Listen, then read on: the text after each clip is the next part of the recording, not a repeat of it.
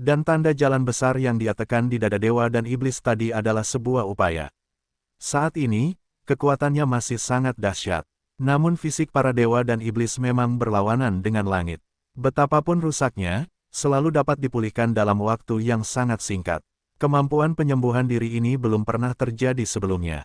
Saya pikir pemikiran Anda perlu sedikit berubah, sama seperti biksu Protos yang menghadapi hukum alam sebelumnya. Saat ini, Li Huoyu berbicara. Bagaimana Anda mengatakan? Fang Yu bertanya. Saya katakan sebelumnya bahwa biksu Protos tidak setara dengan hukum alam, dan kenyataan telah menegaskan hal ini. Anda hanya perlu mendorong kembali hukum alam, dan kultivator Protos akan menjadi biksu biasa. Li Huoyu berkata, adapun para dewa dan monster di depanmu, sama, kamu tidak perlu menghancurkan para dewa dan monster, kamu hanya perlu melenyapkan kesadaran saat ini yang mengendalikan para dewa dan monster, itu dia. Tentu saja saya mengerti bahwa inilah yang saya lakukan sekarang. Fang Yu berkata, dia terus memukulinya dengan kejam, membuatnya merasa sakit dan meninggalkan tubuh para dewa dan iblis dengan sukarela. Tentu saja kamu juga salah satu caranya. Li Huoyu berkata, tapi kurasa pihak lain tidak meninggalkan para dewa dan monster begitu saja. Bagaimanapun juga, para dewa dan monster selalu dalam keadaan menjadi lebih kuat. Untuk biksu manapun, tidak, ya. Bagi makhluk manapun, perasaan ini belum pernah terjadi sebelumnya. Fang Yu mengerti apa yang dimaksud Li Huoyu. Karena tubuh para dewa dan iblis terus bertambah kuat, maka, tidak peduli seberapa besar rasa sakit yang ditimbulkan Fang Yu kepada pemilik pavilion tidak akan mengaku kalah. Karena di mata Master Pavilion, cepat atau lambat para dewa dan iblis akan kembali ke kekuatan mengerikan yang legendaris. Dengan harapan ini, maka tidak peduli bagaimana Fang Yu menyerang Master Pavilion pada tahap ini, mustahil bagi Master Pavilion untuk secara sukarela menarik diri dari tubuh para dewa dan iblis. Apalagi yang ada di sana. Menurut penjaga makam, kehendak para dewa dan iblis pada awalnya, tapi itu hanya dilenyapkan di bawah penindasan ganda dari kekuatan kausalitas dan hukum. Fang Yu mengangkat alisnya, meskipun aku tidak lemah, tapi aku benar-benar tidak bisa memikirkan cara apapun untuk melenyapkan keinginan Master Pavilion. Apa yang kamu bicarakan adalah kehendak asli para dewa dan iblis, dan sekarang kehendak penyerang eksternal lah yang mengendalikan para dewa dan iblis. Keduanya tidak dapat dikacaukan. Li Huoyu berkata, kehendak asli para dewa dan iblis lebih baik daripada keinginan eksternal. Itu terlalu kuat. Kalau begitu, beritahu aku jalannya. Fang Yu mengerutkan kening. Aku hanya bisa memberimu ide. Kamu harus memikirkan metode spesifiknya. Jika aku memiliki kekuatan untuk menghadapi musuh yang kuat, aku akan tetap menjadi roh senjata. Li Huoyu bertanya secara retoris. Ya, itulah yang terjadi padamu. Fang Yu menjawab, belum lagi para dewa dan iblis, hanya menggunakan Li Huo untuk membakar jiwamu tidak akan berhasil. Petik 2. Itu tidak ada hubungannya dengan kemampuanku. Yang bekerja adalah hukum alam.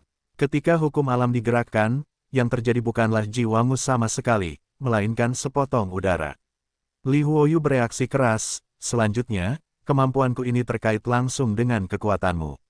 Jika kamu cukup kuat, aku bisa membakarnya bersama dengan hukum alam. Fang Yu tidak punya waktu untuk bergulat dengan Li Huoyu, melihat ke bawah ke lokasi di mana dia dibom ke dalam kawah besar. Master Pavilion telah berdiri kembali, luka-lukanya pulih sepenuhnya. Nafasnya masih dalam tren meroket, tak pernah melambat. Mata Fang Yu berkedip, memikirkan apa yang dikatakan Li Huoyu tadi. Yang ingin dia selesaikan hanyalah kehendak pavilion-pavilion Zixin di tubuh dewa dan iblis, bukan tubuh dewa dan iblis itu sendiri. Lantas, sarana apa yang bisa digunakan? Jiwa? Ngomong-ngomong, jiwa. Saat Yuan Yu pertama kali muncul, mereka menyebutkan ini. Yuan Yu sekarang mengintegrasikan jiwanya sendiri ke dalam tubuh dewa dan iblis, dan kemudian dapat mengendalikan tubuh asteris dan iblis, dan apa yang dilakukan Master Pavilion lebih sederhananya, dia langsung menghancurkan keinginan Yuan Yu, dan menempati jiwa kosong Yuan Yu dengan keinginannya sendiri. Mata Fang Yu berbinar, karena ini tentang jiwa, masih banyak lagi metode yang bisa dia gunakan. Wah, Master Pavilion bergegas kembali, nafasnya masih kuat, langit tertutup awan hitam besar, dan guntur terus-menerus mengguyur. Fang Yu, waktumu hampir habis. Jika kamu memiliki metode lain, gunakanlah dengan cepat. Jika tidak, Kamu tidak akan punya kesempatan. Setelah dipukuli oleh Fang Yu terus-menerus, Master Pavilion menjadi sangat marah. Tapi dia tetap tidak merasa takut. Kekuatannya masih meroket. Kekuatan para dewa dan iblis tidak terbatas, dan dia tidak percaya bahwa kekuatan Fang Yu juga tidak terbatas. Kerusakan yang kamu timbulkan padaku sekarang, aku akan mengembalikannya kepadamu 100 kali, 100 kali. Sang Master Pavilion meraung. Apakah ini terburu-buru? Tapi jika aku memberimu kesempatan, kamu tidak ada gunanya. Fang Yu mengangkat alisnya, mengandalkan raungan dan jeritan tidak akan menyebabkan kerugian besar bagiku. Ejekan ini meledakkan kemarahan batin pemilik kabinet. Master Pavilion meraung, kedua telapak tangannya keluar, dan dia meminta lawannya Yu untuk membacakan mantra. Tapi saat ini, Fang Yu berhasil. Metode rahasia Dayan, jiwa sudah mati. Telapak tangan Fang Yu menutup di depannya.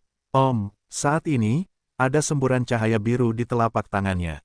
Seberkas cahaya ditembakkan dari depan telapak tangan, mengenai Master Pavilion di depan. Cahaya biru menyelimuti tubuh Master Pavilion.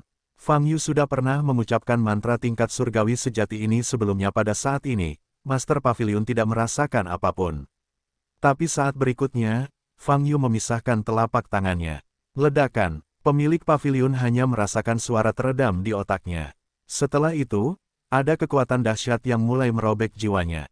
Kakak, kekuatan itu sangat kuat, sepertinya ingin memisahkan jiwanya dari para dewa dan iblis secara paksa.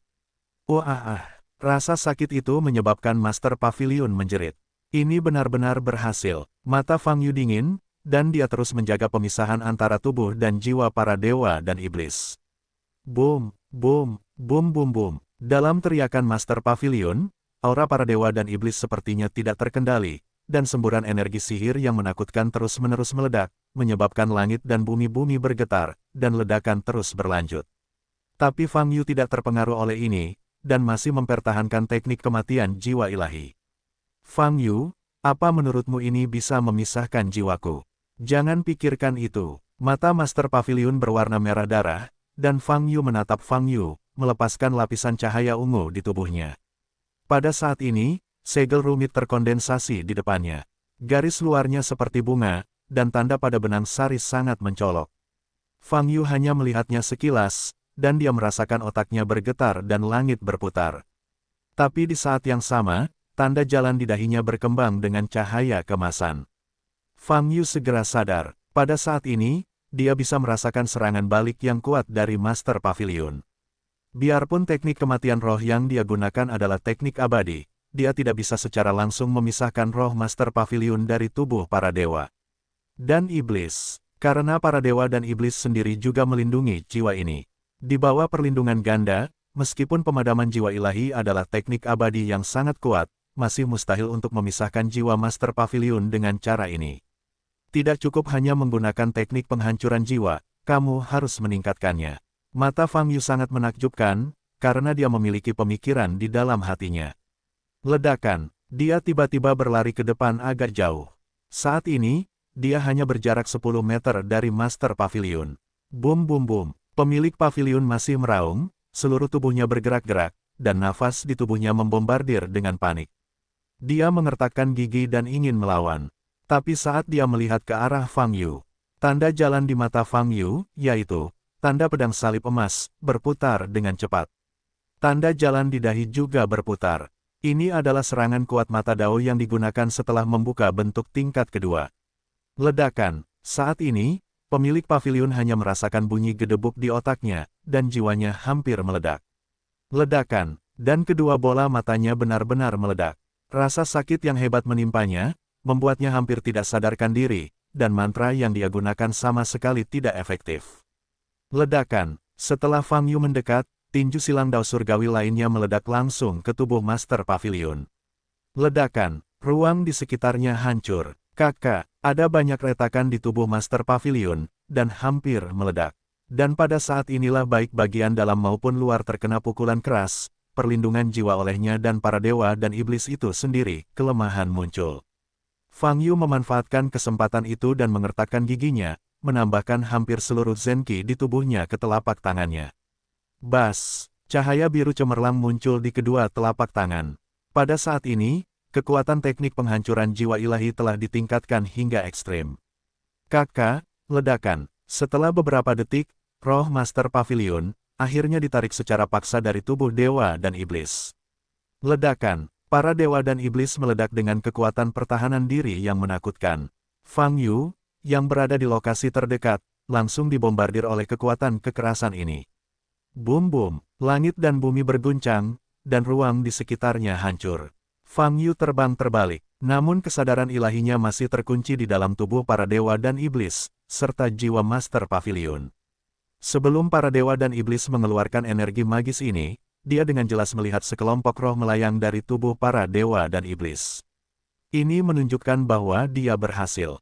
Boom, ledakan berlanjut. Setelah Fang Yu terlempar mundur beberapa ribu meter, dia dengan paksa menstabilkan sosoknya dan melihat ke depan. Para dewa dan iblis masih berdiri di udara, tidak bergerak. Pada saat ini, Fang Yu menggunakan hukum pelacakan untuk melacak jiwa Master Pavilion. Memanggil, dia menemukan bahwa roh Master Pavilion melarikan diri dengan cepat. Fang Yu menyipitkan mata sedikit, hatinya tergerak. Ledakan, lokasi jiwa Master Pavilion langsung tersulut oleh langit Li Huo. Bising, jiwa ini dinyalakan oleh Li Huo, terbakar dengan cepat, dan menghilang di udara. Setelah memastikan bahwa jiwa Master Pavilion telah dibakar, Fang Yu menghela nafas lega. Dalam proses memisahkan jiwa, dia menggunakan mata dao besar, segel dao besar, teknik pemusnahan jiwa ilahi, dan tinju silang dao surgawi. Kombinasi keterampilan membunuh ini digunakan bersama-sama, dan dia nyaris tidak berhasil. Akhirnya selesai. Ini terlalu sulit. Tanpa membuka formulir tingkat kedua, sangat tidak mungkin untuk mengoperasikan teknik pemusnahan jiwa ilahi sejauh itu. Fang Yu mengangkat kepalanya dan melihat ke udara di depan. Boom boom, boom. Pada saat ini, tubuh para dewa dan monster sepertinya tidak terkendali, dan semburan aura menakutkan terus keluar dari tubuhnya. Permukaan tubuhnya menutupi lapisan cahaya yang kuat ini, dan nafasnya sangat terganggu. Itu tidak benar, kamu harus menjatuhkannya terlebih dahulu, jika tidak kamu akan kehilangan kendali sepenuhnya. Akibatnya, Fang Yu bergegas menuju tubuh para dewa dan iblis dengan kekuatan energi formasi ledakan. Segera, dia sampai di depan para dewa dan iblis. Para dewa dan iblis masih mengeluarkan kekuatan, dan seluruh tubuh mereka diselimuti cahaya yang kuat. Bagaimana aku bisa membatasi pelepasan kekuatan ini? Fang Yu mengerutkan kening. Nafas para dewa dan iblis masih dalam tahap meroket. Karena roh penyerang eksternal telah dihancurkan olehmu, dan sekarang roh dan kemauan aslinya perlahan pulih, sebaiknya kamu mengendalikannya sekarang. Suara Li Huoyu terdengar, beberapa saat kemudian, saya khawatir ini akan sulit untuk ditangani. Dan mungkin lebih sulit untuk ditangani daripada sebelumnya. Kontrol, lupakan saja, aku hanya bisa mencobanya. Fang Yu mengerutkan kening saat dia melihat tubuh iblis di depannya. Ledakan, detik berikutnya, dia mengepalkan tinju yang berat, menggedor dada dewa dan iblis. Bang Long, terdengar suara keras di udara. Nafas para dewa dan iblis tiba-tiba menghilang pada saat ini. Pada saat yang sama, tubuhnya terlempar jauh seperti layang-layang yang patah. Ledakan, tubuh para dewa dan iblis akhirnya terhempas ke tanah jauh, menimbulkan suara keras, meledakkan awan besar asap dan debu. Saat ini, awan gelap di langit perlahan mulai menghilang. Antara langit dan bumi, paksaan mengerikan yang dimiliki para dewa dan iblis sudah tidak ada lagi. Fang Yu membuka matanya lebar-lebar, menatap tangan kanannya, lalu melihat kepulan asap dan debu besar di kejauhan. Bagaimana kabarnya? Tubuh iblis yang baru saja berada di ambang kehilangan kendali terbunuh oleh pukulannya. Mustahil. Fang Yu mengerutkan kening dan terbang menuju lokasi jatuhnya tubuh dewa dan iblis. Sebelum datang ke depan, setelah mendekat, dia melihat manifestasi para dewa dan iblis melalui akal ilahi, dan wajahnya sedikit berubah. Bagaimana mungkin? Fang Yu perlahan jatuh dari udara, mendarat di tempat tubuh dewa dan iblis itu jatuh ke tanah. Saat ini, asap tebal dan debu beterbangan di sekitar sini. Dan di tengah lubang besar, tergeletak, itu adalah tubuh seorang gadis yang tidak muat 1 inci pun. Adapun gadis ini, Fang Yu masih bisa mengenalinya dari penampilannya. Han Miaoyi, di klan surgawi, putri angkat Taisi Handingtian kemudian dibawa pergi oleh seorang biksu bertopeng misterius yang mengaku sebagai dewa penguasa. Fang Yu jatuh ke tanah, dan memandang Han Miaoyi, yang sedang berbaring di tanah dengan mata tertutup saat ini, mengerutkan kening. Dia mengingat apa yang terjadi di klan surgawi, dikombinasikan dengan kemunculan Yuan Yu nanti, dan beberapa informasi dari pemilik pavilion. Pada dasarnya dia ingin memahami situasinya. Han Miaoyi adalah tubuh para dewa dan iblis. Tepatnya, itu adalah tubuh dewa dan iblis yang baru lahir. Yang disebut Raja Dewa yang ditemui Han Dingtian di dunia realitas maya sebenarnya adalah Yuan Yu. Dan bayi perempuan dalam pelukan Yuan Yu adalah tubuh dewa dan iblis yang terlahir kembali. Yuan Yu, mungkin untuk menghindari mata dan telinga para dewa, memberikan bayi perempuan itu kepada Han Dingtian yang kebetulan dirawat, sampai bayi perempuan itu tumbuh besar dan kemudian membawanya pergi. Ketika Han Miaoyi dibawa pergi, Fang Yu kebetulan ada di sana. Adapun apa yang terjadi nanti, tidak sulit ditebak. Yuan Yu menggabungkan jiwanya ke dalam tubuh dewa dan iblis, dan mengendalikan tubuh dewa dan iblis. Namun, dengan cara ini, jiwa milik Han Miaoyi seharusnya menghilang. Apa yang kamu pikirkan? Aku baru saja mengatakan betapa kuatnya keinginan asli para dewa dan iblis. Pada saat ini, Li Huoyu berkata, tidak peduli cara apa yang orang-orang ini gunakan untuk mengendalikan para dewa dan iblis, dengan tingkat kekuatan mereka, tidak mungkin untuk menghancurkan jiwa asli atau kehendak para dewa dan iblis. Dengan kata lain, Han Miaoyi yang asli benar-benar merupakan kehendak asli para dewa dan iblis. Tapi dia terlihat tidak berbahaya bagi manusia dan hewan, berbeda dari dewa dan iblis legendaris. Fang Yu mengangkat alisnya, itu karena belum berkembang ke tahap tertentu. Li Huoyu berkata dengan ringan, alasan mendasar mengapa para dewa dan iblis selalu berkembang untuk menghancurkan dunia dan membunuh dunia tanpa peduli, adalah karena para dewa dan iblis. Kedua kelompok etnis itu bertolak belakang, dan atribut mereka juga sama, berlawanan. Produk yang menggabungkan secara paksa dua kelompok etnis dengan atribut yang berlawanan. Apakah menurut Anda mungkin untuk menjadi normal? Keberadaannya bertentangan dengan langit, jadi, pada akhirnya akan dilenyapkan secara paksa karena langit. Jadi, keberadaan dewa dan tubuh iblis itu cukup menyedihkan. Fang Yu berkata dengan kilatan di matanya. Bisa dikatakan kelahirannya bertentangan dengan akal sehat, dan perkembangannya juga sama, akhirnya jatuh ke dalam kegilaan, menarik kutukan, kata Li Huoyu. Fang Yu berjalan menuju Han Miaoyi perlahan. Dia berdiri di depan Han Miaoyi, mengerutkan kening. Kamu harus menyegelnya secepat mungkin, seperti yang dilakukan 10.000 klan saat itu. Li Huoyu berkata, jika tidak, tubuh dewa dan iblis ini pada akhirnya akan berkembang di luar kendali. Jangan khawatir untuk saat ini, aku masih memiliki beberapa pertanyaan untuk ditanyakan padanya, apakah dia masih memiliki kenangan, kata Fang Yu. Dia untuk sementara memasukkan Han Miaoyi yang tidak sadarkan diri ke dalam ruang penyimpanan. Lalu, dia berbalik dan melihat ke belakang. Untuk sementara berurusan dengan para dewa dan iblis. Selanjutnya, Ji Wangu. Fang Yu memejamkan mata dan mengunci posisi Ji Wangu menggunakan aturan pelacakan. Saat ini, di area 200.000 mil jauhnya dari wilayah Protos. Ji Wangu akan pulih dari luka-lukanya di sini, dan setelah pulih sepenuhnya, dia meninggalkan benua Yunyu. Fang Yu, jika kamu tidak mati, kita pasti akan bertemu lagi di masa depan. Saat itu, aku pasti akan membalas dendam. Ji Wangu duduk di puncak gunung, matanya penuh dengan mata cemberut. Wah, tapi begitu dia duduk, bahkan sebelum dia mulai mengobati lukanya, dia merasakan kekuatan ruang memancar di atas kepalanya. Wajahnya berubah drastis, dan dia tiba-tiba mengangkat kepalanya untuk melihat ke arah langit. Retak, begitu dia mengangkat kepalanya, tangannya ditekan dengan paksa dan menghantam tanah dengan keras. Ledakan, kepala Ji Wangu membuat lubang besar di tanah. Fang Yu, yang diselimuti cahaya keemasan dan dengan tanda jalan besar di dahinya, menekan kepala Ji Wangu dengan satu tangan, dan berkata dengan dingin, Ji Wangu, kita bertemu lagi. Fang Yu, kamu berjanji untuk membuatku tetap hidup. Ji Wangu berteriak, penuh ketakutan. Jangan khawatir, aku tidak akan membunuhmu, tapi orang lain belum tentu. Fang Yu menyeringai mendengar kata-kata ini, murid Ji Wangu tiba-tiba menyusut, dan bahkan jiwanya pun akan runtuh. Dia samar-samar menyadari, apa yang akan dilakukan Fang Yu padanya. Ji Wangu mencoba yang terbaik untuk melepaskan kekuatan perinya sendiri, mencoba mendobrak batasan Fang Yu dan melarikan diri dari sini.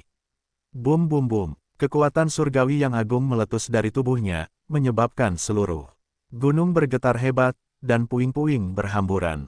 Mau lari, menghadapi perlawanan Ji Wangu, mata Fang Yu menjadi dingin, dan sudut mulutnya sedikit terangkat, memperlihatkan senyuman dingin.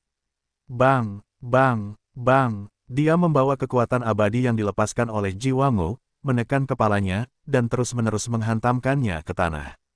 Dalam suara ledakan yang terus-menerus, bagian atas dari seluruh gunung runtuh. Langitnya mengejutkan, beri aku istirahat. Ji Wangu meraung, menggunakan teknik peri lagi, dan cahaya warna-warni cerah muncul di tubuhnya. Saat ini, dia penuh darah. Tapi dia masih mengertakkan gigi, melepaskan semua kekuatan peri di dauyuannya sendiri. Inilah momen hidup dan mati. Dia tahu bahwa jika dia ingin bertahan hidup, dia harus menemukan cara untuk melarikan diri dari tangan Fang Yu. 78 jaringan China. Kalau tidak, menunggunya pasti jalan buntu. Apakah kamu memaksaku melakukan sesuatu, bukankah lebih baik kembali bersamaku dengan patuh? Mata Fang Yu dingin. Saat ini, dia diselimuti cahaya keemasan, dan tanda jalan di dahinya sangat mencolok. Baru pada saat inilah Ji Wangu menemukan tanda jalan besar di dahi Fang Yu, dan tubuhnya terkejut. Ini, tanda ini, tanda ini. Ji Wangu melebarkan matanya, menatap Fang Yu, dan berkata dengan suara gemetar, apa yang kamu dapatkan di kota kuno Yuanxi? Jelas aku sudah. Petik 2. Menurutmu menghancurkan ruang itu tidak akan menghalangiku mendapatkan warisan yang ditinggalkan oleh Yuanxi? Fang Yu mengangkat alisnya dan mencibir, kalau begitu, kamu terlalu kecil untuk meremehkan Yuanxi, Zizun dan aku. Ji Wangu menatap tanda jalan besar di dahi Fang Yu, suasana hatinya diambang kehancuran. Mengalahkan, gagal, benar-benar kalah. Hari ini, menghadapi Fang Yu, dia menderita serangkaian kekalahan telak. Keyakinannya pada kekuatan, kebijaksanaan, dan seluruh martabatnya dihancurkan oleh Fang Yu. Sekarang dia telah kehilangan segala cara. Dia mogok, matilah aku, matilah aku. Ji Wangu meraung dengan mata merah. Telapak tangannya menghadap Fang Yu di depan, meledakkan Faneng. Memanggil, tapi pada saat ini, dia merasakan angin sejuk di sisinya. Fang Yu, sudah ada di depannya, sangat dekat. Ah! Ji Wangu meraung histeris, meledakkan kekuatan peri miliknya secara menyeluruh. Ledakan, namun, di saat berikutnya, tinju Fang Yu telah mengenai dadanya. Engah! Ji Wangu memuntahkan seteguk darah, dan lubang darah menghantam dadanya. Ledakan, Fang Yu tidak berhenti, dan dia melancarkan beberapa pukulan keras, meledakkan beberapa lubang darah di tubuh bagian atas Ji Wangu. Bas! Xianli dalam jumlah besar menyelimuti tubuh Ji Wangu, memperbaiki lukanya. Tapi kali ini, Fang Yu mengulurkan tangannya lagi dan meraih kepala Ji Wangu. Bum bum bum. Setelah itu, dia memimpin Ji Wangu menyelam dari ketinggian beberapa ribu meter. Ledakan, mengikuti Ji Wangu, Fang Yu jatuh dengan keras ke tanah, menghancurkan kawasan hutan yang berjarak ratusan mil hingga runtuh. Asap dan debu seperti awan jamur meledak, dan dunia berguncang. Saat berada di tanah, kepala Fang Yu diinjak oleh Fang Yu, dan dia tidak bisa bergerak lagi. Dengar, bukankah hasilnya sama sekarang? Fang Yu mengangkat Ji Wangu dengan satu tangan dan berkata, Ji Wangu berlumuran darah, dan jubah mewah yang bersinar dengan segala warna sudah compang camping. Saat ini, dia tidak lagi memiliki semangat penguasa para dewa, atau kesombongan dirinya sebagai penguasa tertinggi di benua Yunyu. Menghadapi Fang Yu, dia bahkan tidak memiliki kekuatan untuk melawan. Fang Yu memandang Ji Wangu dengan mata dingin. Wah, detik berikutnya, dia meraih Ji Wangu dan bergegas menuju langit. Klan Ling Fan, di markas besar Paviliun Zixin. Di ruang rahasia di lantai atas. Loteng, sesosok tubuh tiba-tiba muncul. Panggil, dia memegangi dadanya dan tersentak, wajahnya pucat. Jika Anda melihat lebih dekat, Anda dapat melihat dengan jelas, itu adalah Dewa Master Paviliun. Master Paviliun tersentak dengan cepat, matanya melebar, dan masih ada ketakutan dan keterkejutan di matanya. Dia tidak dapat mempercayainya sekarang, dia telah merancang permainan itu selama lebih dari 100.000 tahun, dan itu berakhir dengan tergesa-gesa. Tubuh Dewa Iblis yang diperoleh setelah begitu banyak usaha dan kerja keras direnggut secara paksa dengan cara itu. Jika bukan karena dia mengambil jurusan dua tubuh sekarang dia sudah mati. Tidak dapat diterima, Benar-benar tidak dapat diterima. 166. Dapatkan tubuh dewa dan iblis, dan bawa kembali. Ini adalah tugas Master Pavilion yang datang ke benua Yunyu, tapi sekarang dia telah memperoleh hasil seperti itu. Bagaimana saya harus menjelaskannya ke yang di atas? Jika dia baru saja mendapatkan tubuh dewa dan iblis dan langsung pergi, hasilnya mungkin berbeda. Tapi, memadamkan harapan umat manusia juga merupakan tugasnya, dan itu juga merupakan tugas utama organisasinya. Dia tidak menyangka, tidak ada yang menyangka, Fang Yu ini akan sangat kuat, sehingga para dewa dan iblis pun tidak terlindungi. Tidak, Master Pavilion tiba-tiba berdiri, wajahnya penuh kebencian. Dia tidak bisa menerima hasil seperti itu, dia harus menemukan cara untuk merebut kembali para dewa dan iblis. Master Pavilion, pada saat ini, seorang bawahan muncul di depan Master Pavilion. Untuk memanggil keempat roh suci agung, aku punya perintah penting. Master Pavilion menarik napas dalam-dalam, mengangkat kepalanya, dan berkata dengan dingin. Petik 2 titik. Ya, jawab bawahan itu. Fang Yu membawa Ji Wangu kembali ke alam protos dan datang ke hadapan Wang Fan. Saat ini, Ji Wangu berlumuran darah dan diberi banyak segel. Bisa dikatakan tidak ada ancaman. Namun saat Wang Fan melihat Ji Wangu, meski penampilannya sangat menyedihkan, ia tetap menunjukkan ekspresi waspada. Fang Yu, apakah kamu yakin ini tubuh asli Ji Wangu? Apakah itu hanya tiruan atau boneka? Tubuh aslinya mungkin bersembunyi di tempat lain, menunggu kesempatan untuk melawan. Perubahan wajah Wang Fan adalah penuh itu gugup, melihat sekeliling dan berkata. Bayangan psikologis yang dibawa Ji Wangu kepadanya, terlalu besar. Bahkan jika dia melihat situasi tragis Ji Wangu sekarang, dia masih tidak dapat mempercayainya. Dia bahkan mengira ini bukanlah tubuh asli Ji Wangu, mengira Ji Wangu punya cara lain. Dalam hatinya, Ji Wangu tidak bisa dijatuhkan begitu saja. Fang Yu, kamu masih harus lebih berhati-hati. Cari dulu wilayah protos, kata Wang Fan. Wang Fan, saya dapat meyakinkan Anda bahwa ini adalah Ji Wangu, yang telah saya cap seperti ini oleh saya, dan dia tidak dapat menunjukkannya bahkan jika dia memiliki pemain belakang lainnya. Fang Yu berkata, selain itu, wilayah protos harus dicari lagi. Protos telah mendominasi benua Yunyu selama bertahun-tahun, dan mereka pasti telah menguasai banyak harta. Mengambil harta ini hanya akan memulihkan vitalitas ras manusia kita. Mendengar kata-kata tersebut, kelopak mata Ji Wangu sedikit bergetar saat dia dalam kondisi setengah koma. Wang Fan menarik napas dalam-dalam dan memaksa dirinya untuk tenang. Saat ini, tanah di 4 penjuru penuh dengan lubang-lubang besar yang runtuh, dan masih banyak retakan spasial yang runtuh di langit. Namun, nafasnya sudah mereda. Bahkan Fang Yu telah kembali normal, tidak lagi melepaskan aura kuat itu. Perang, sepertinya telah benar-benar berakhir. Ji Wangu dikalahkan, protos dikalahkan, dan para dewa dan iblis telah menghilang. Apakah semuanya sudah beres? Protos dikalahkan, jadi ras manusia, bisakah ia benar-benar kembali ke puncaknya di masa depan? Penindasan tanpa akhir selama 100.000 tahun membuat Wang Fan tidak mampu menerima kenyataan di hadapannya dalam waktu singkat. Satu matanya terbuka lebar, dan warna emosi yang sangat kompleks muncul di matanya, terkadang gembira, terkadang sedih, terkadang lesu. Fang Yu memandang Wang Fan. Dia bisa memahami suasana hati Wang Fan saat ini. Fang Yu melirik ke belakang.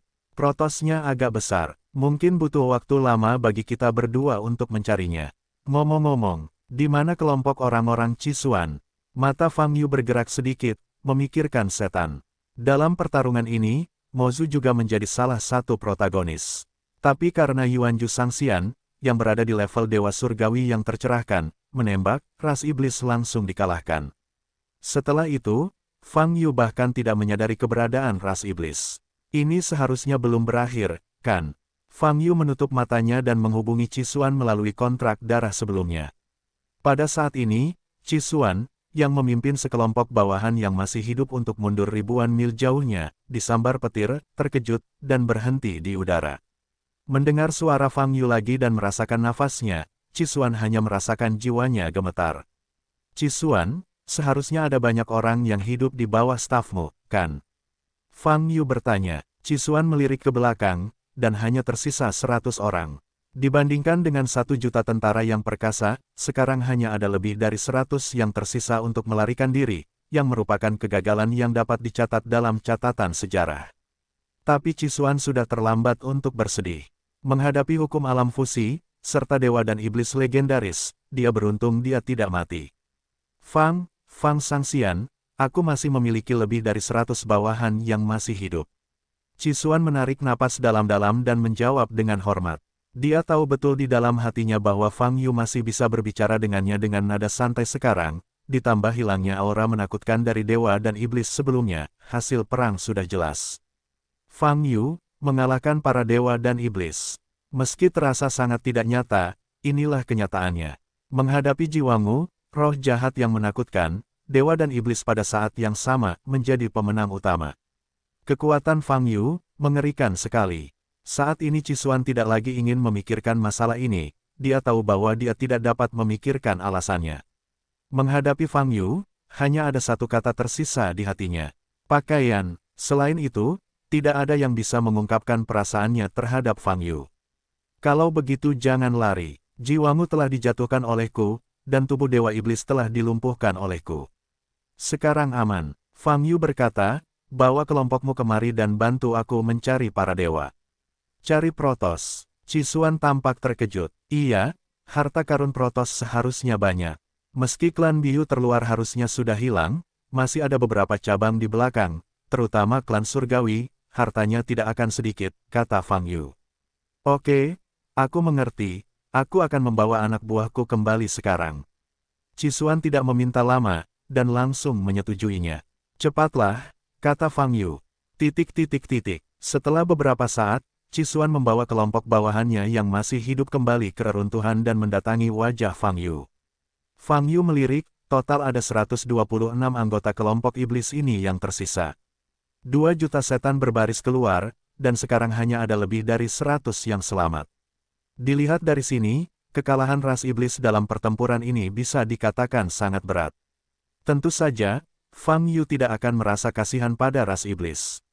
Wang Fan berkata bahwa ketika iblis membantai ras manusia, jumlah ras manusia tak berdosa yang mati di tangan iblis kurang dari jutaan. Klan iblis menderita kerugian besar selama pertempuran ini, yang dapat dianggap sebagai pembalasan. Jiwangu yang terluka parah ditangkap oleh Fang Yu, tidak bisa bergerak. Melihat pemandangan ini, Cisuan masih memiliki banyak raja iblis, dan wajah mereka terkejut. Ini Jiwangu, mereka sangat membenci Protos, dan mereka membantai Protos puluhan ribu kali dalam fantasi mereka, tetapi mereka tidak pernah berpikir bahwa Jiwangu suatu hari akan jatuh di sini. Wajahnya berlumuran darah, dan banyak lubang di badannya. Oke, jangan dilihat juga. Selanjutnya kita akan mencari, dari dalam keluar, dan pergi ke klan Dewa Surgawi dulu. Fang Yu berkata pada Cisuan. Ya, pasti ada banyak harta karun di Istana Surgawi. Cisuan menatap Jiwangu dan berkata, ayo pergi, kata Fang Yu. Desir-desir. Selanjutnya, Fang Yu, Wang Fan, dan Cisuan serta lebih dari 100 iblis lainnya terbang menuju bagian terdalam wilayah Protos. Klan Ling Fan, markas besar Paviliun Zixin, ruang rahasia di lantai atas loteng. 4 biksu berjubah ungu berlutut di depan Master Paviliun. Nafas keempat biksu itu sangat dingin, separuh wajah mereka tertutup, hanya sepasang mata yang terbuka. Ada cahaya biru samar di pupil mereka. Lebih dari 100.000 tahun yang lalu, kami datang ke benua Yunyu bersama-sama, dengan hanya satu tujuan, para dewa dan iblis. Master Paviliun berdiri di depan mereka dengan mata tajam dan berkata dengan dingin, dan perkembangan selanjutnya juga sangat lancar, kami mengandalkan kemampuan kami menemukan para dewa dan iblis, dan dengan lancar melewati Yuanyu manusia untuk dibawa keluar dari fusi jiwa, menghindari masalah ketidakcocokan fisik. Tapi sekarang, para dewa dan iblis hilang. Ini tidak bisa diterima. 4 roh suci agungmu datang bersamaku ke benua Yunyu untuk menghadapi musuh yang kuat. Menurut rencana awal, kamu tidak perlu bergerak. Tetapi sekarang, situasinya telah berubah, Anda harus mengambil tindakan. Ini adalah tugas Anda. Karena itu, Master Paviliun mengambil beberapa langkah ke depan. Dia melirik ke 4 roh suci yang berlutut dengan satu kaki di depannya, menarik napas dalam-dalam, dan berkata dengan suara yang dalam, kekuatan Fang Yu terlalu kuat. Kamu tidak punya peluang sama sekali. Tapi tujuan kami adalah tubuh, Selama kita mendapatkan tubuh para dewa dan iblis, kita akan segera menarik diri dari dunia ini. Keempat roh suci agung itu mengangkat kepala mereka dan memandang ke arah Master Pavilion. Tidak ada apapun selain kayu di mata mereka, dan tidak ada gejolak emosi lainnya. Pemilik pavilion sedikit menyipitkan mata, wajahnya masih berwibawa. Dia sudah merasakan betapa menakutkannya kekuatan Fang Yu. Namun, dia tidak punya pilihan, tidak ada pilihan lain. Dia harus menggunakan segala cara untuk mendapatkan kembali tubuh para dewa dan iblis. Jika tidak, kerja kerasnya selama lebih dari 100.000 tahun akan sia-sia, dan dia tidak boleh kembali dengan tangan kosong. Jika kamu ingin mendapatkan kembali para dewa dan iblis, kamu hanya bisa mengeluarkannya. Fang Yu tidak akan membiarkan para dewa dan iblis di sisimu. Kami memiliki banyak peluang. Mata Master Pavilion bersinar karena kegilaan, dan berkata, mulai sekarang, saya tahu semua kekuatan pavilion digunakan untuk memantau setiap gerakan Fang Yu. Desir-desir. Dengan kecepatan tinggi, Fang Yu dan kelompoknya dengan cepat melewati beberapa wilayah cabang Protoss dan langsung memasuki wilayah ras surgawi. 78 Jaringan Tiongkok. Tetapi ketika Fang Yu dan kelompoknya memasuki wilayah klan surgawi, mereka semua tercengang. 166. Pada saat ini, di daerah perbatasan ras surgawi, sejumlah besar biksu surgawi berkumpul. Sekilas setidaknya ada 100.000. Mereka berkumpul, mata mereka tumpul, dan tangan kanan mereka terangkat. Di telapak tangan mereka, ada dauyuan seukuran kepalan tangan, atau ada manik bundar kecil. Melihat pemandangan ini, Fang Yu memandang Ji Wangu dengan mata yang menakjubkan. Mereka ingin. Dao berasal dari ledakan. Ekspresi Cisuan berubah drastis, dan berkata, kekuatan yang dihasilkan oleh 100.000 biksu meledakkan diri mereka sendiri. Saya tidak dapat membayangkan betapa mengerikannya itu. Bukan hanya Dao yang berasal dari ledakan. Kekuatan manik-manik di tangan mereka bahkan lebih menakutkan. Fang Yu menyipitkan mata sedikit dan berkata, manik-manik itu disebut pil gempa bumi abadi. Fang Yu pernah merasakan kekuatan pil abadi sebelumnya. Di antara kelompok pembudidaya ras surgawi di depan mereka, setidaknya ada 10.000 orang yang memiliki pil gempa bumi abadi di tangan mereka. 10.000 ramuan kejutan meledak pada saat yang sama, ditambah lebih dari 90.000 daoyuan. Fang Yu tidak takut, tapi hari ini wilayah Protoss pasti akan diledakkan, dan tidak ada yang tertinggal. Dari tampilan kerumunan pembudidaya ras surgawi di depan mereka, mereka semua sangat lesu, seolah-olah pikiran mereka terkendali. Fang Yu menoleh untuk melihat Ji Wangu yang terluka parah, matanya dingin jelas sekali, ini adalah salah satu penerus Ji Wangu. Kendalikan pikiran para pembudidaya surgawi ini dan biarkan mereka meledak dengan sukarela untuk menghancurkan wilayah surgawi. Dengan cara ini, Fang Yu tidak akan bisa mendapatkan harta apapun dari klan surgawi. Fang Yu, kamu tidak ingin mendapatkan harta Protoss kami, jangan pikirkan itu, hahaha, batuk. Kali ini, Ji Wangu berbicara, tertawa terbahak-bahak, dan memuntahkan banyak darah. Aku mati, dan aku tidak akan membiarkanmu mendapatkan keuntungan apapun. Harta itu hanya layak untuk Protoss, dan manusiamu adalah ras kelas 10, tidak layak. Kamu tidak layak, raung Ji Wangu. Fang Yu sedikit menyipitkan matanya.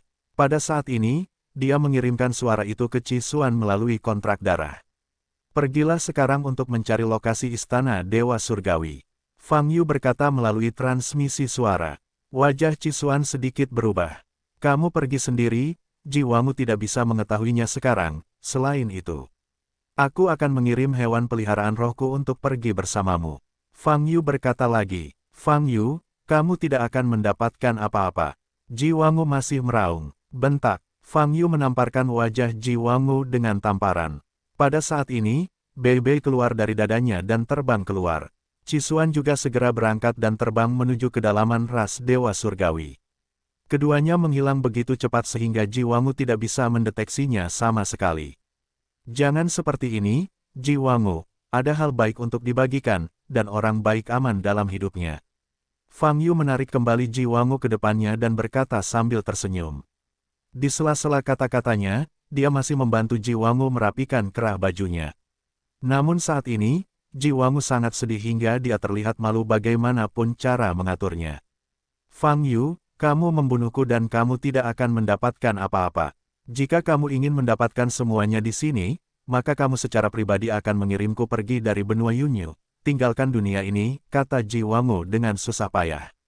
Oh, Fang Yu meletakkan dagunya di tangannya, menyentuhnya, dan berkata, permintaanmu patut dipertimbangkan.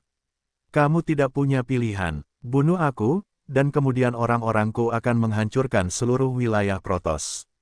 Kamu tidak akan mendapatkan apa-apa. Ji Wangu berkata, atau, segera suruh aku pergi dari benua Yunyu. Ya, Fang Yu mengusap dagunya sambil berpikir. Melihat Fang Yu menunjukkan tampilan ini, hati Ji Wangu yang putus asa menyalakan kembali harapan. 166. Saat ini, pikirannya tidak sadar, dia hanya ingin bertahan hidup. Harta karun Protoss kita cukup untuk membuat kelompok etnis manapun di benua Yunyu bangkit seketika, dan ada banyak warisan yang ditinggalkan oleh ras manusia Yuanshi. Jika Anda ingin umat manusia bangkit, mohon setujui persyaratan saya, jika tidak, aku akan membiarkan semuanya berubah. Ketiadaan, Ji Wangu meraung lagi. Mendengar ini, wajah Wang Fan di sampingnya sangat jelek, tinjunya mengepal. Warisan Yuanshi Zizun memang telah diperoleh oleh Ji Wangu. Itulah warisan umat manusia, namun saat ini, Wang Fan tidak begitu bersemangat untuk melakukan gerakan apapun. Karena dia memperhatikan kedipan mata Fang Yu padanya. Menggabungkan kepergian Cisuan sebelumnya, jelas. Fang Yu sudah pindah. Haruskah semua hartamu berada di istana surgawi? Kata Fang Yu, kapan, kamu tidak perlu meminta apapun, suruh aku pergi, dan semuanya akan menjadi milikmu setelahnya. Ji Wangu mengertakkan gigi dan berkata dengan kesakitan. Desir-desir, Cisuan masuk jauh ke dalam. Tapi Bei Bei mengikuti dari atas kepalanya. Kecepatan Cisuan sangat cepat, tapi Bei Bei tidak pernah ketinggalan. Hewan peliharaan spiritual macam apa ini? Cisuan terkejut. Wow, setelah ngebut beberapa saat, Bei Bei menggonggong.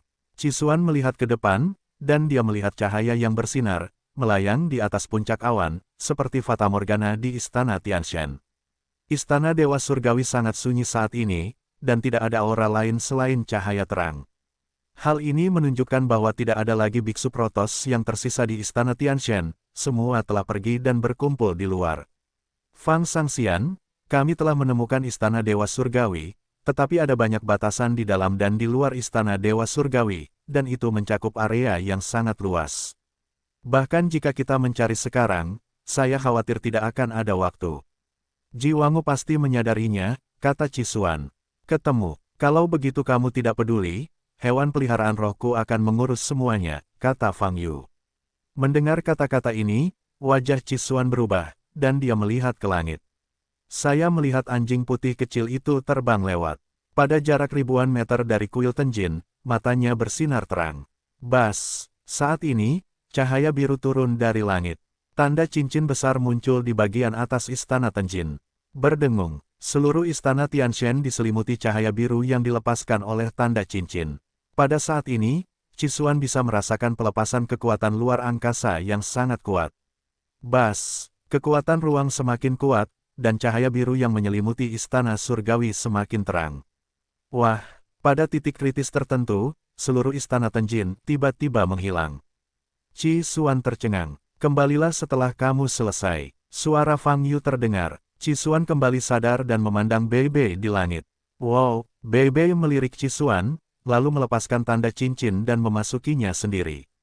Cisuan tahu bahwa ini adalah portal, dan segera mengikutinya. Dengan cara ini, mereka kembali ke sisi Fang Yu. Wow, Bei Bei langsung melompat ke bahu Fang Yu dan menyentuh wajah Fang Yu dengan penuh kasih sayang. Kerja bagus. Fang Yu tersenyum. Saat Ji Wangu melihat pemandangan ini, hatinya terkejut. Dia tidak tahu apa yang sedang terjadi, tapi dia merasa tidak enak. Ji Wangu, sebagian besar harta yang kamu pegang, kami sudah mendapatkannya. Selanjutnya, kamu bisa meledakkannya jika kamu mau. Fang Yu tersenyum. Mendengar ini, Ji Wangu meraung, mustahil. Kamu bahkan tidak tahu di mana harta karun itu berada di istana surgawi. Dengar, bukankah kamu baru saja mengatakan bahwa harta karun itu ada di istana surgawi? Namun, aku mengambil seluruh istana surgawi. Pertanyaan di mana harta karun itu berada, kamu bisa mempelajarinya perlahan nanti. Fang Yu tersenyum dan berkata, tidak mungkin, Tidak mungkin. Mata Jiwangu memerah, dan dia tidak dapat mempercayainya. Fang Yu meraih kepalanya dan menjalankan Spirit Devouring Art. Ledakan. Pada saat ini, kekuatan isap yang menakutkan secara langsung mulai menyerap kekuatan kultivasi di daoyuannya. Ini adalah pertama kalinya Fang Yu menggunakan teknik melahap roh pada basis kultivasi yang begitu tinggi. Apakah kamu masih ingin menyerap basis kultivasi saya? Jiwangu menyadari apa yang dilakukan Fang Yu, dan sangat marah, terus-menerus muntah darah di tengah jeritan. Pada saat ini, dia menggunakan darahnya sendiri untuk memerintahkan banyak pembudidaya ras surgawi di bawah untuk meledak, atau menggunakan pil gempa bumi abadi. Bayi, Fang Yu tahu apa yang akan dilakukan Jiwangu, dan dia sudah bersiap dengan baik. Bei langsung melepaskan tanda cincin tidak mau mati, cepatlah. Fang Yu dengan cepat memasuki tanda cincin sambil menyerap basis budidaya Jiwangu. 78 Jaringan Tiongkok. Cisuan memerintahkan semua anak buahnya untuk mengikuti Fang Yu.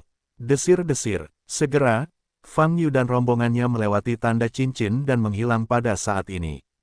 Lebih dari 100.000 biksu dari klan surgawi meledak bersama.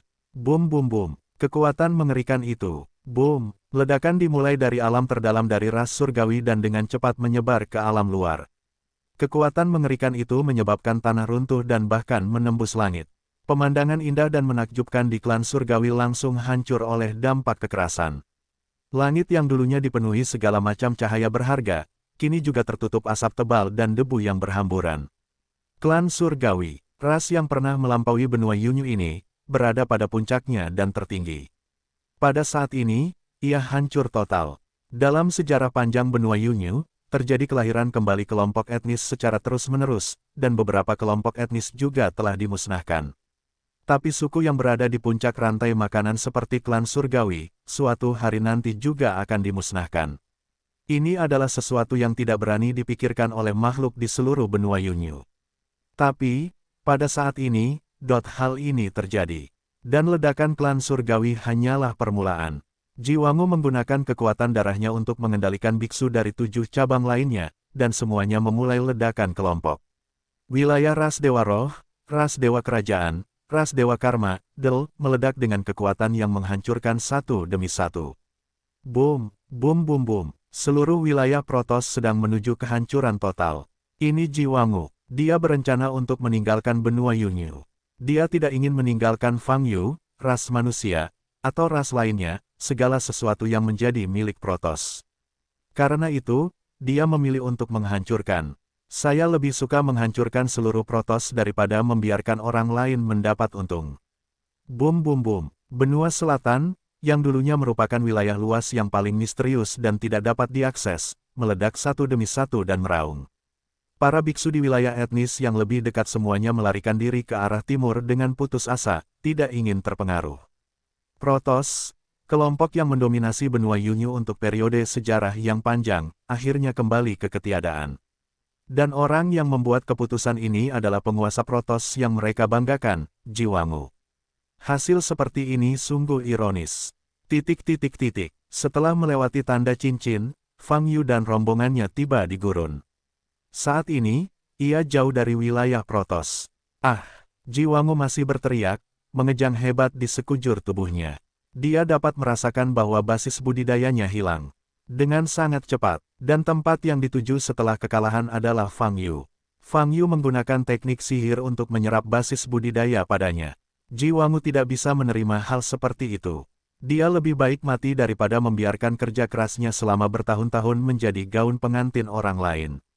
Fang Yu, sialan, dasar bajingan. Kebencian Jiwangu begitu besar hingga giginya hampir patah. Matanya berdarah dan berkaca-kaca, dan ekspresinya sangat marah. Pada saat ini, Wang Fan dan banyak iblis lainnya telah mundur, menyaksikan pemandangan ini dari kejauhan. Ada keterkejutan dan kengerian dalam ekspresi mereka. Meskipun mereka tidak mengetahui nama spesifik dari teknik ini, mereka dapat mengetahui apa yang dilakukan Fang Yu melalui perubahan napas. Serap basis budidaya Jiwangu. Serap basis budidaya biksu lain, teknik semacam ini bukannya tanpa. Hanya saja Jiwangu adalah pemahaman lengkap tentang keabadian surgawi, orang terkuat yang benar-benar berdiri di puncak. Mantra penyerapan umum, ditempatkan pada Jiwangu. Tidak mungkin berhasil sama sekali, tapi penggunanya mungkin mendapat serangan balik dan menjadi gila. Tapi sekarang sepertinya mantra Fang Yu efektif. Terlebih lagi, efeknya sangat berlebihan. Bum bum bum, Fang Yu meraih tangan Ji Wangu, dan lampu merah berputar. Dapat dirasakan bahwa sejumlah besar basis budidaya milik Ji Wangu mengalir deras ke tubuh Fang Yu. Selama proses ini, nafas Fang Yu menjadi semakin kuat, dan nafas Ji Wangu menjadi semakin lemah. Untuk pembangkit tenaga listrik terkemuka seperti itu, proses menyaksikan tingkat kultivasinya sendiri kehilangan banyak. Cisuan juga memiliki sekelompok Raja Iblis, dan semuanya terasa dingin saat ini. Mereka juga takut, bunuh aku, bunuh aku. Ji Wangu masih berteriak dengan getir. Hari ini, dengan banyak segel yang dipasang padanya di dalam dan di luar, dia tidak bisa menahan penyerapan kekerasan dari Spirit Devouring Art sama sekali. Oleh karena itu, dia hanya bisa menyaksikan tingkat kultivasinya sendiri turun. Dari basis budidaya Kuanwu Tianxian, dia dengan cepat jatuh ke Keiyuan Tianxian, dan bahkan Daoyuan tidak signifikan, dan bahkan Earthxian lebih rendah. Dan proses ini tidak dapat diubah. Bahkan jika Fang Yu berhenti menyerapnya sekarang, Ji Wangu juga akan ditinggalkan. Daoyuannya rusak parah, dan meridian di tubuhnya hampir hancur total. Cedera seperti ini telah mencapai titik di mana tidak dapat diobati. Ji Wangu tidak pernah begitu putus asa dan sedih dalam hidupnya, darah dan air mata mengalir, dan tenggorokannya terkoyak. Sejak dia memasuki jalan kultivasi, dia telah berlayar dengan lancar, dan Qing Yun langsung naik hingga dia melampaui benua Yunyu, dan bahkan mengendalikan hukum alam. Dia tidak dapat berpikir bahwa suatu hari, dia akan jatuh ke dalam situasi yang begitu menyedihkan. Saat ini, dia benar-benar ingin mati. Tapi dia bahkan tidak memiliki kemampuan untuk menentukan hidup dan matinya sendiri. Desir, Fang Yu tanpa ekspresi, masih terus menyerap kultivasi Ji Wangu saat menyerap basis budidaya, wilayahnya juga menembus lapis demi lapis. Setelah melewati rintangan 100.000 lapisan, terobosan menjadi cepat kembali. Pada saat ini, basis budidaya Fang Yu sudah berada di level 109.000 selama periode pemurnian Qi. Desir-desir, Ji Wangu bahkan tidak bisa berteriak, wajahnya pucat pasi. Berdiri di samping, Wang Fan menyaksikan adegan ini, mengepalkan tangannya dengan kedua tangan, mengatupkan giginya. Saat ini, matanya juga merah. Tentu saja dia tidak sedih untuk Ji Wangu, tapi bersemangat. Setelah 100.000 tahun toleransi dan ketekunan, dia akhirnya menunggu hingga hari ini.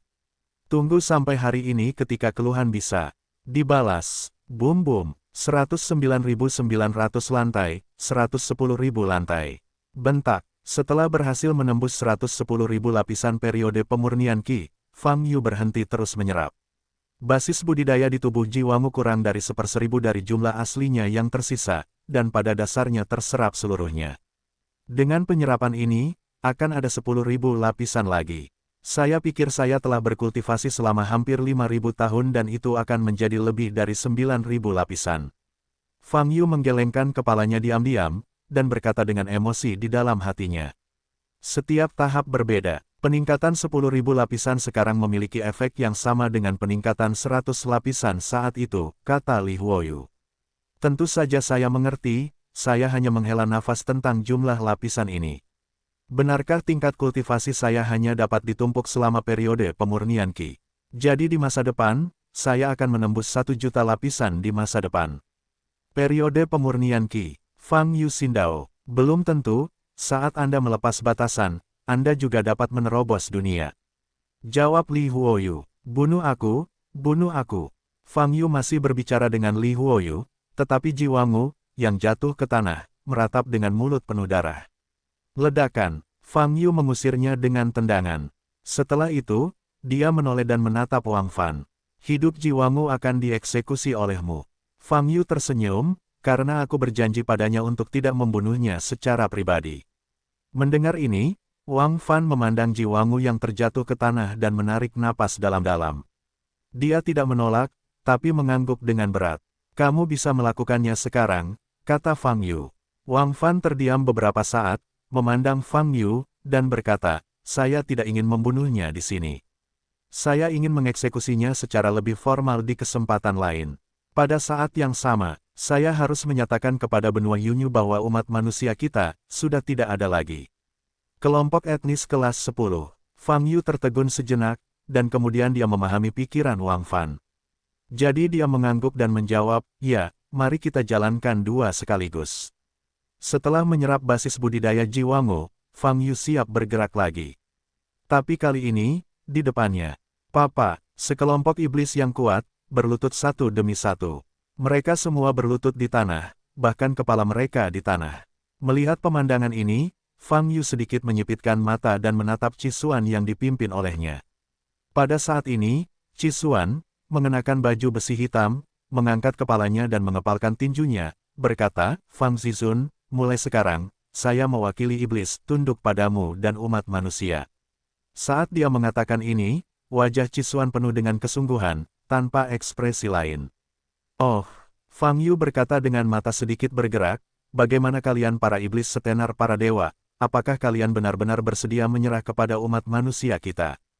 Kami, tentu saja kami melakukannya. Mulai sekarang, ras iblis akan menjadi kelompok afiliasi dari ras manusia. Tidak peduli apa yang Anda minta, ras iblis kami akan mematuhinya. Kata Cisuan sambil menundukkan kepalanya ke tanah, selanjutnya, dia masih memiliki kekuatan nenek moyang ras iblis kita. Ini saja sudah cukup untuk memberi perintah kepada ras iblis. Memerintahkan iblis. Haha, petik 2. Fang Yu tersenyum, menatap Cisuan, dan melirik iblis-iblis lainnya. Setan-setan kuat lainnya bahkan tidak berani mengangkat kepala mereka. Fang Yu tahu bahwa kelompok iblis ini terkejut dengan kekuatan yang dia tunjukkan sebelumnya. Adapun kekuatan nenek moyang, mereka hanya mengucapkan selamat tinggal. Namun, hubungan antara iblis dan umat manusia tidak pernah bersahabat. Fang Yu menoleh untuk melihat Wang Fan. Bagaimana menurutmu? Fang Yu memandang Wang Fan dan berkata, 2 juta pasukan ras iblis telah digunakan sebagai umpan meriam dalam pertempuran ini, dan itu dianggap kerugian besar. Namun, jika menurut Anda ras iblis masih harus dihancurkan, lalu tidak, karena mereka bersedia menyerah, maka terimalah, kata Wang Fan. Dia tidak menjelaskan terlalu banyak, tapi ras manusia saat ini, jika ingin kembali ke puncak, tidak cukup hanya mengandalkan ras manusia itu sendiri. Karena iblis bersedia menyerah, mereka secara alami dapat menerimanya. Bahkan jika vitalitas klan iblis terluka parah kali ini, setelah kehancuran Protoss, klan iblis masih menjadi klan nomor 1 di benua Yunyu. Dengan bantuan kekuatan klan iblis, klan manusia dapat bangkit lebih cepat. Satu-satunya hal yang perlu dikhawatirkan, adalah masalah loyalitas. Fang Yu masih di sana. Ras iblis secara alami tidak berani mengambil waktu sedetik pun, tetapi jika Fang Yu tidak ada di sini, sulit untuk mengatakannya. Namun hal-hal tersebut merupakan hal yang perlu diperhatikan nantinya. Karena kamu mengatakan itu, terimalah penyerahan mereka, kata Fang Yu. Setelah berbicara, dia melihat ke arah Cisuan dan tersenyum dan berkata, bangunlah Cisuan, kamu akan menjadi jenderal ras manusia nomor 1 mulai sekarang. Ya, Cisuan mengangkat tinjunya. Sekarang dia tidak lagi memiliki keagungan sebagai penguasa ras iblis, kaisar iblis di depan Fang Yu, dia bahkan tidak berani mengangkat kepalanya.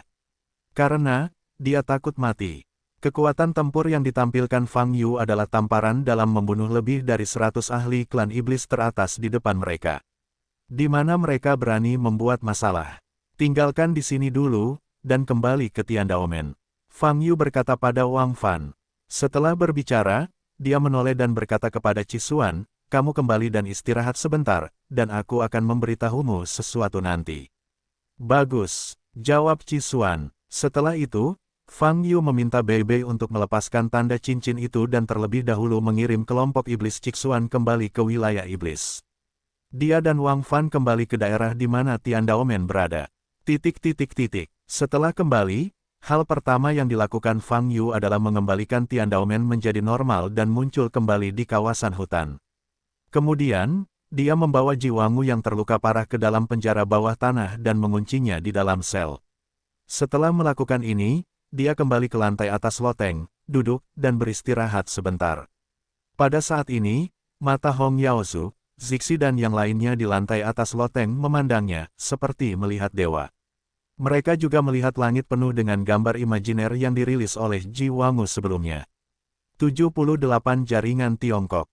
Fang Yu menghadapi para dewa dan iblis, dan adegan pertempuran Jiwangu sejauh ini telah mengejutkan mereka semua.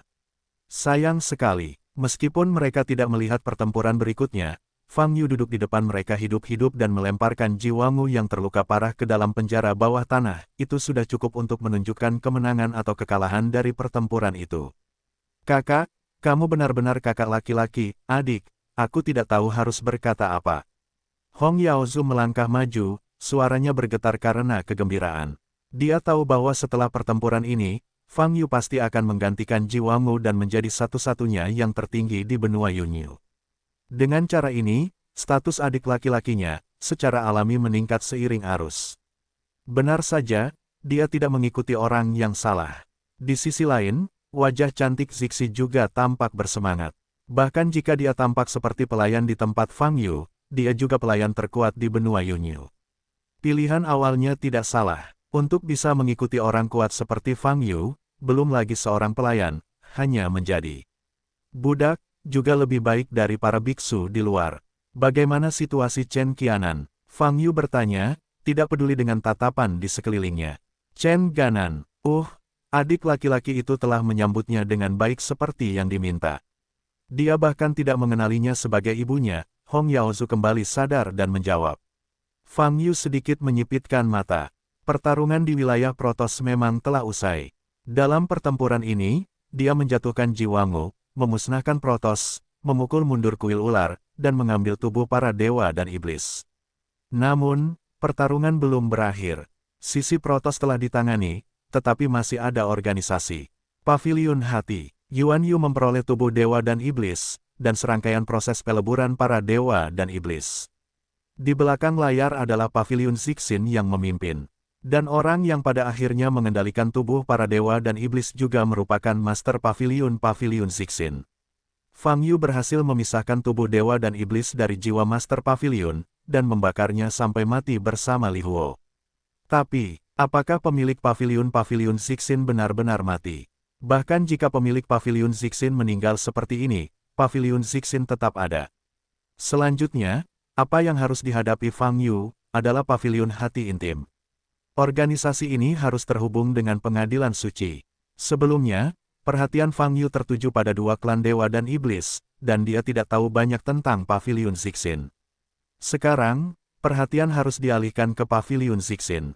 Fang Yu meminum teh yang ditawarkan Zixi padanya, berdiri, dan berkata, aku akan pergi menemui Chen Qianan dan menanyakan sesuatu padanya. Dia seharusnya belum mati. 166. Belum mati? Di mana aku berani membunuhnya tanpa perintah kakak laki-lakinya? Hong Yaozu segera menjawab. Fang Yu mengangguk, dan berjalan menuju penjara bawah tanah gunung belakang lagi. Setelah memasuki ruang bawah tanah, dia langsung menuju sel tempat Chen Qianan berada. Setelah membuka pintu dan mendengar langkah kaki, Chen Qianan langsung meratap dan memohon ampun, berhenti memukulku, lepaskan aku hanya orang kecil. Chen Qianan, sepertinya kamu dalam keadaan baik. Tidak seperti Jiwangu, kamu bahkan tidak bisa berteriak. Fang Yu tersenyum. Selnya gelap, dan Chen Qianan tidak bisa melihat di mana Fang Yu berada, tetapi hanya bisa mendengar suaranya. Dan kalimat ini mengejutkannya, karena Fang Yu menyebut Jiwangu. Jiwangu bahkan tidak bisa berteriak. Apa maksudnya? Mungkinkah Jiwangu pun tidak mungkin dilakukan oleh Fang Yu? Bagaimana mungkin? Fang Yu berjongkok di depan Chen Qianan sambil memegangi kepalanya dan bertanya, Chen Qianan, ceritakan semua yang kamu ketahui tentang Paviliun Zixin, dan aku berjanji akan membuatmu tetap hidup. Chen Qianan membuka matanya lebar-lebar. Dia melihat harapan. Selama dia bisa bertahan hidup, dia rela melakukan apa saja. Oke, aku akan memberitahumu semua yang aku tahu. Selama aku tahu, aku akan memberitahumu, kata Chen Qianan berulang kali. Selanjutnya, Chen Qianan menambahkannya ke Paviliun Zixin, dan diatur untuk bergabung dengan organisasi yang didirikan oleh Yuan Yu dan mulai membicarakannya. Dia menjelaskan semua yang dia ketahui tentang Paviliun Zixin selama periode ini.